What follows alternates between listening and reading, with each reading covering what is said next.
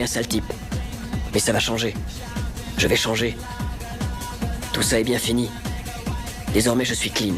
J'avance dans le droit chemin. Je choisis la vie. J'en jubile à l'avance. Je vais devenir comme vous.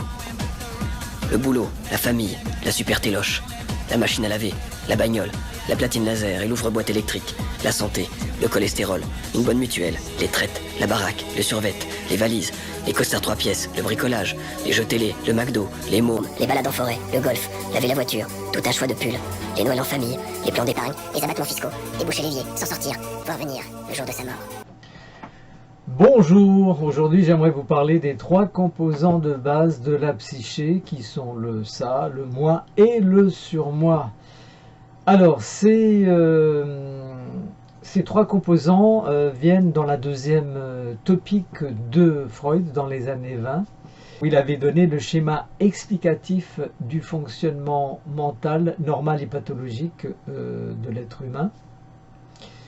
Et par la suite, il s'est aperçu que lorsqu'il s'occupait de ses patients, ceux-ci mettaient en place un système d'équilibre psychique pour retrouver un équilibre psychique, justement, et calmer leurs angoisses.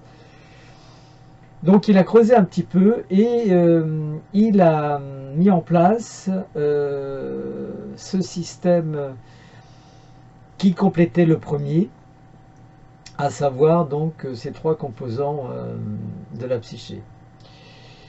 Le ça, le moi et le surmoi. Alors le ça, il l'a emprunté d'ailleurs à un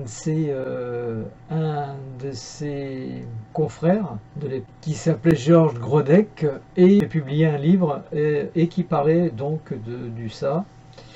Et Freud l'a adopté, conceptualisé pour faire ce qu'il a fait. Et que tout le monde a ensuite repris et dont on sert encore aujourd'hui. Je vous explique maintenant le fonctionnement de ces 3 composants de base. Lorsque l'être humain vient au monde, il vient déjà avec un composant qui est le ça. Les autres viennent se greffer après, mais au départ, il n'y a que le ça. Alors le ça, c'est le réceptacle de tous les instincts, de toutes les pulsions, les besoins vitaux, on va dire. Il est dans l'inconscient. Par exemple, lorsque le bébé a besoin de quelque chose, il n'a pas encore notion de tout le reste, il n'a que la notion de ce qui est vital pour lui, c'est-à-dire pouvoir survivre. Donc c'est le ça qui est là, qui est en place.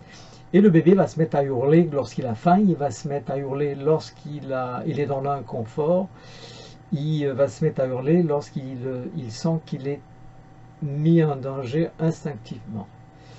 Et l'enfant, jusqu'à l'âge à peu près de 3 ans, il va pas avoir notion de la réalité et de son individualité. Pour lui, jusqu'à un certain âge, le terme je, le moi, pour lui, il n'a aucune notion. Ce n'est que plus tard qu'il va avoir la notion de cette individualité qui n'est pas son voisin, qui n'est pas quelqu'un d'autre, qu'il est lui. Et il va pouvoir dire je. Et quand il dira je, à ce moment-là, je veux ci ou je veux ça, c'est là qu'il a pris conscience du moi. Donc ce moi, lorsqu'il survient, c'est qu'il a compris le monde réel et qu'il n'est plus dans l'imagination, et que tout n'est pas possible. Parce que tant qu'il était le ça, avec ses instincts, ses pulsions, pour lui, tout est réalisable. Donc là, il s'aperçoit qu'il y a des limites. Le moi s'aperçoit, il faut comprendre qu'il a des limites, qu'en fonction de l'environnement, en fonction de certaines choses, tout n'est pas permis. À la suite du moi, vient se greffer le surmoi. Le surmoi, lui, c'est tout ce qui est valeur, tout ce qui est jugement, tout ce qui est interdit. En fait, c'est le cadre. C'est le cadre qui délimite ce qui est possible ou pas. en fonction des critères, des valeurs, etc., de l'éducation, de la société. Et ça va être donc le côté moral, le côté juge. Il va être là pour freiner à la fois les pulsions et ce qui sort du cadre, justement.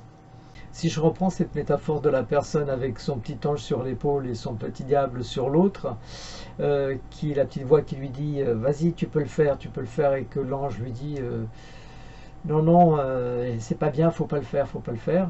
Donc c'est ça. Donc le diable, ça serait le ça, et l'ange, ça serait le surmoi.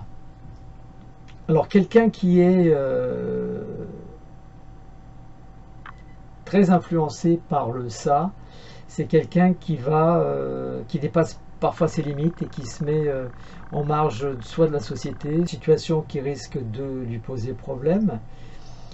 S'il ne le fait pas alors qu'il aurait pu le faire, il va sentir de la frustration. De l'autre côté, s'il doit faire quelque chose qu'il a l'autorisation du surmoi, mais qu'il n'aurait pas dû le faire, il va sentir de la culpabilité.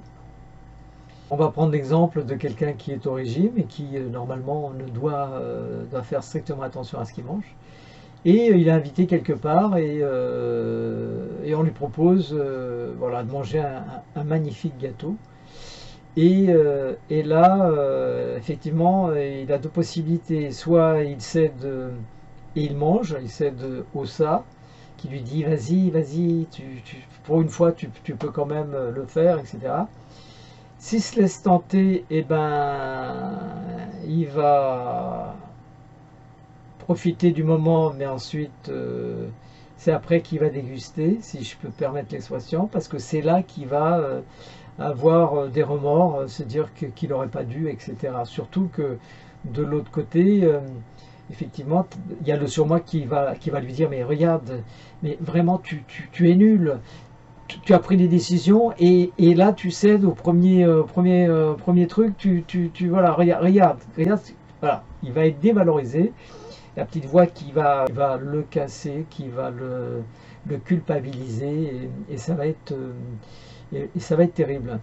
Par contre, si il résiste, si l'ange lui dit, si le surmoi lui dit, écoute, fais attention, t'as pas besoin de céder, tu verras ça plus tard, pour l'instant fais ton régime, et qu'il écoute cette voix, il va se sentir, s'il passe ce cap, il va se sentir, comment dire, plus fort, il est fier de lui en fait, hein. Donc voilà, ça génère des sentiments, Alors, pour arriver des fois à surmonter, pourquoi pas céder des fois à quelque chose qui n'est pas bien grave, dans des situations où voilà quoi, conviviaux, où voilà, on peut se laisser aller. Et ben, pour avoir pas trop d'émotions, de sentiments, il faut se mettre dans la position du moi et se dire bon, voilà, se mettre dans la réflexion. Bon, d'un côté, je cède ou je cède pas. Bon, je décide. Si je décide de manière consciente après tout que je peux le faire, allez, on le fait. Ou on le fait pas.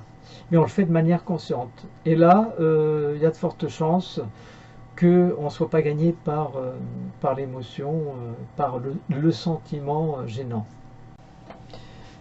Donc, pour résumer, vous avez donc le ça, le moi et le surmoi. C'est donc un équilibre qui se fait entre ces trois composantes. Personne n'est pareil qu'une autre personne en fonction de son vécu, en fonction de son éducation. Le fait de comprendre ce fonctionnement vous permet déjà de relativiser parfois les comportements que vous pouvez avoir, les pensées, en sachant que, en fin de compte, c'est un mécanisme qui se fait et donc que des fois vous êtes tributaire des événements, de certaines pensées, etc. Donc ça permet de relativiser un peu les choses lorsqu'on comprend ce mécanisme. Voilà, cette vidéo est maintenant terminée. Je vous remercie de l'avoir regardée. À bientôt.